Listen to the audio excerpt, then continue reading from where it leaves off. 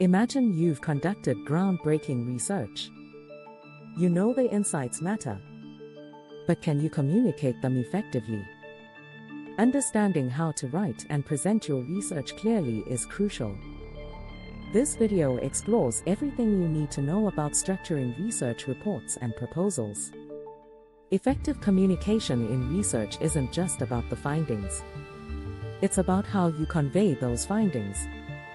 Structuring your work correctly enhances readability and impact. This video will teach you how to present research professionally and persuasively, preparing you for success. First, let's discuss structuring research reports.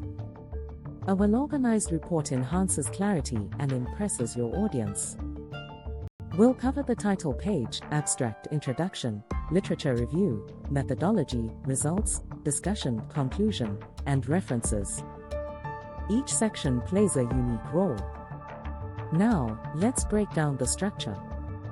Start with the title page. Make it informative and concise. Include your name, affiliation, and date. Then, write an engaging abstract summarizing your study in 150 to 300 words. Next, create the introduction. Provide context and clearly state your research aims. Follow that with a literature review, showcasing existing work and gaps your research fills. Make sure to use relevant regional examples for better relatability. In the methodology section, detail your research design and data collection methods. This transparency allows others to assess and replicate your work. Next, present your findings systematically in the results section. Use tables and figures to emphasize key points. The discussion dives into your findings. Connect them with previous studies and highlight implications for practice and policy. Discuss any limitations candidly. Finally, wrap up with a conclusion summarizing your contributions and actionable recommendations. Now, to provide context, let's consider an example. Picture a study on climate change effects on agriculture in Zambia. Your title will succinctly reflect this. The abstract will cover objectives and findings on potential adaptation strategies for farmers. In the methodology, you might include participant observations and interviews with local farmers.